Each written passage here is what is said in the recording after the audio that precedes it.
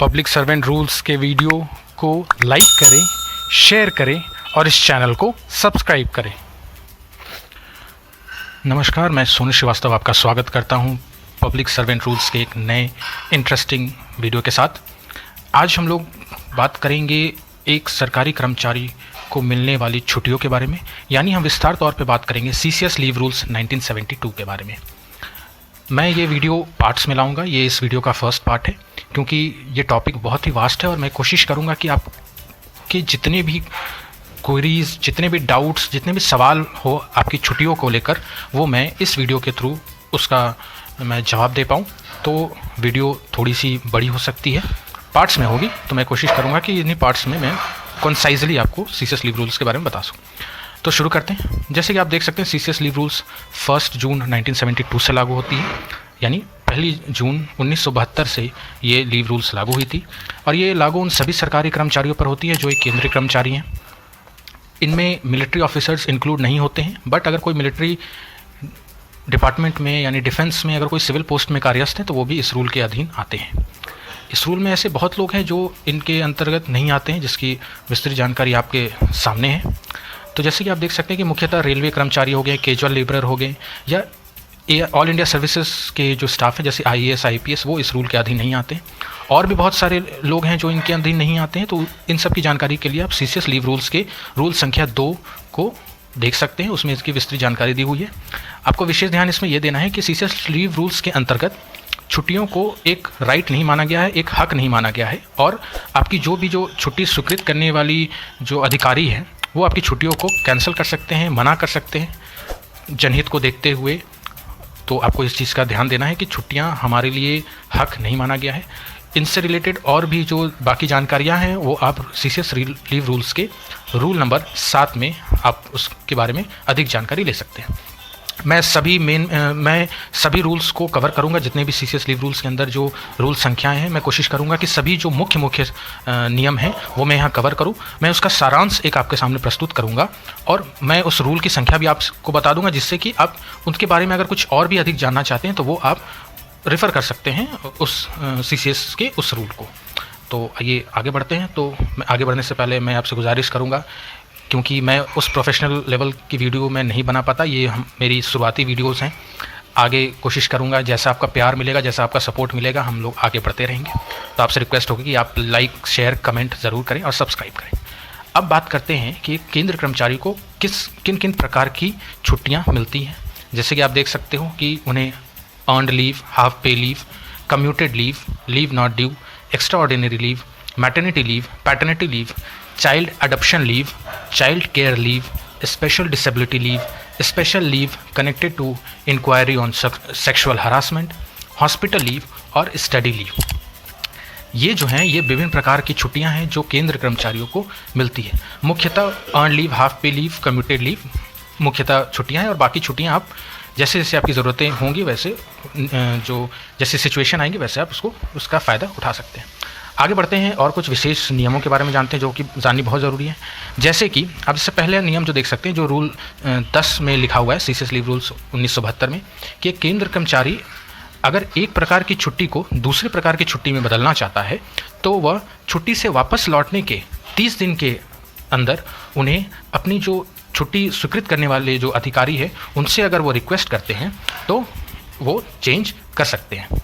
यानी कोई अगर छुट्टी पर अगर ईएल लेकर गए हैं और वापस लौट के उनको किसी और प्रकार की छुट्टियों में बदलना है तो वो कर सकते हैं, बशर्त है कि जब वो ड्यूटी ज्वाइन करे छुट्टी के बाद तो उसके 30 दिन के अंदर उनको इस चीज़ की आवेदन अपने जो छुट्टी स्वीकृत करने वाले जो अधिकारी हैं उनको देना होगा।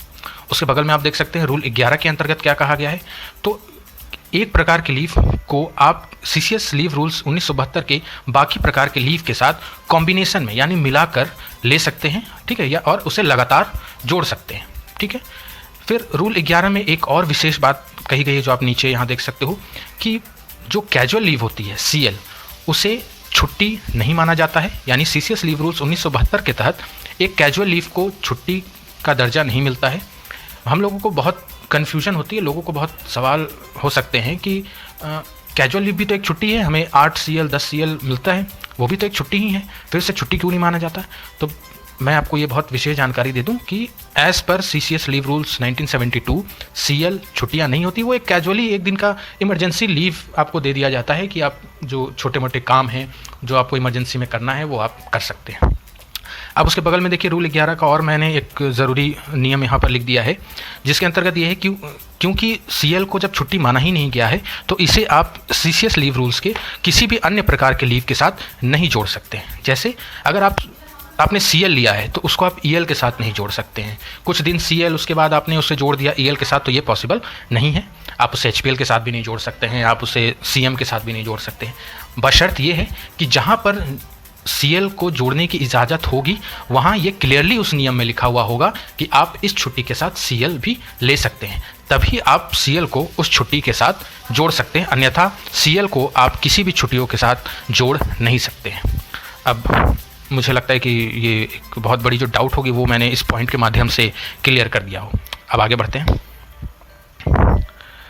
तो आगे अब आप जैसे पहला नियम इसमें देख सकते हैं, तो CCS लीव रूल्स के रूल 12 के पॉइंट नंबर 1 में क्या कहा गया है।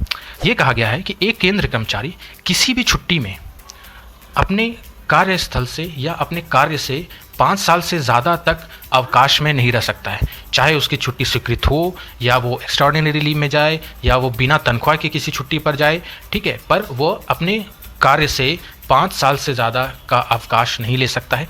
अगर वो 5 साल से ज़्यादा का अवकाश लेता है तो 5 साल के बाद ये मान लिया जाएगा कि उन्होंने अपनी जो सर्विस है उससे उन्होंने इस्तीफ़ा दे दिया है और उनकी इस्तीफ़ा की जो प्रक्रिया है वो शुरू हो जाएगी। उसके बगल का जो नियम है रूल 13(1), ये क्या कहता है कि मान लीजिए कि आप छुट्टी में अगर गए हुए हैं, आपने 30 दिन 40 दिन की छुट्टी ली हुई है, तो आप उस छुट्टी के अंतराल कोई भी दूसरी नौकरी नहीं कर सकते हैं, कोई भी ऐसी काम नहीं कर सकते हैं जिससे कि आपको कोई मानदेय या तनख्वाह मिले। इस चीज़ के लिए परमिशन आपको लेनी पड़ेगी, तो जब तक परमिशन ना मिले तब तक आप एक छुट्टी में कोई भी दूसरी सर्विस या दूसरी नौकरी नहीं कर सकते। नीचे आते हैं रूल 11 में, फिर यहाँ पर आप देख सकते हैं कि रूल 11 को फिर एक नई नियम उनके अंदर जो विशेष नियम है उसको दर्शाया गया है। ये लिखा गया है कि अगर कोई अधिकारी है वो ऐसा सोच रहे हैं कि मैं एक केंद्र कर्मचारी को आने वाले समय में उन्हें निकालना चाहता हूं या उन्हें मैं नौकरी से हटा देना चाहता हूं या उन्हें वॉलंटरी रिटायरमेंट देना चाहता हूं, किसी भी नियम से, सपोज उन पर कोई डिसिप्लिन की केस चल रही हो और ऐसा लग रहा हो कि आने वाले टाइम में वो निकल सकते हैं, उनको हटाना पड़ सकता है या वॉलंटरी रिटायरमेंट देना हो सकता है, तो ऐसी सिचुएशन में, ऐसे समय में उस कर्मचारी को कोई भी छुट्टी नहीं मिलेगी। ठीक है, ये चीज़ आपको ध्यान देना है। उसके बगल में आते हैं रूल 17 कि गवर्नमेंट ऑफ इंडिया डिसीजंस 1 के तहत क्या लिखा हुआ है कि जब भी कोई कर्मचारी अगर सस्पेंशन में है, सस्पेंडेड है, तो सस्पेंशन के समय के अंदर वो कोई भी छुट्टी नहीं ले सकते हैं। यानी जब तक वो सस्पेंडेड हैं तब तक वो किसी भी अवकाश के लिए एलिजिबल नहीं है, वो कोई भी छुट्टी नहीं ले सकते। तो दोस्तों आज की फर्स्ट पार्ट के लिए यही था, और क्योंकि वीडियो बहुत लंबी हो जाती तो मैंने कोशिश की कि आपको छोटी छोटी और संक्षिप्त जानकारी दी जाए। नेक्स्ट वीडियो में हम लोग बात करेंगे, जो हमने छुट्टियों के प्रकार बताए हैं उसके बारे में हम लोग विशेष तौर पर नेक्स्ट पार्ट में बात करेंगे। फिर ये सिलसिला चलता रहेगा तब तक चलेगा जब तक कि मैं एक केंद्र कर्मचारियों को उनके छुट्टियों के हक के बारे में, उनके नियमों के बारे में पूर्ण तरह से अवगत ना करा दूँ। मैं फिर से आपसे दरखास्त करूँगा, क्योंकि ये वीडियो जो चैनल है ये बिल्कुल नहीं है, मैं एक प्रोफेशनल वीडियो बनाने वाला नहीं हूँ। हो सकती है आपको आवाज़ में कुछ प्रॉब्लम आए, वीडियो क्वालिटी में कोई प्रॉब्लम आए, कोई टॉपिक से रिलेटेड आपके सवाल हो, तो मेरा ये विनम्र निवेदन होगा कि आप बेहिचक मेरे वीडियो पे अपना बहुमूल्य फीडबैक दें, सुझाव दें, सलाह दें। सवाल है तो वो लिखें, कोई कमेंट है तो वो लिखें, अच्छी हो बुरी हो जो भी हो आप मेरे वीडियो में ज़रूर लिखें, जिससे कि ये मुझे उभरने में और मदद करेगा, मेरी जो गलतियाँ हैं उन्हें कम करने में मदद करेगा, मेरी जो अच्छी बातें हैं उसे उभरने में मदद करेगा। और मैं कोशिश ये भी करूँगा कि आपके जो भी सवाल हैं, मैं गारंटी के साथ दे सकता हूँ कि आपके जो भी सवाल है मैं बिल्कुल कोशिश करूँगा कि वो सवाल, वो कन्फ्यूजन, वो सब मैं दूर कर सकूँ। तो आज की वीडियो के लिए इतना ही, और आने वाली वीडियोस के लिए आप इंतज़ार कीजिए, बहुत जल्द मैं वीडियो लेके आऊँगा। बहुत बहुत धन्यवाद, अपना प्यार, अपना सपोर्ट बनाए रखिए और इस चैनल को सब्सक्राइब करिए। बहुत ही जानकारी देने वाली वीडियोस, बहुत ही अच्छी जानकारी देने वाली वीडियोस मैं पब्लिक सर्वेंट्स के लिए लाता रहूँगा। धन्यवाद, जय हिंद।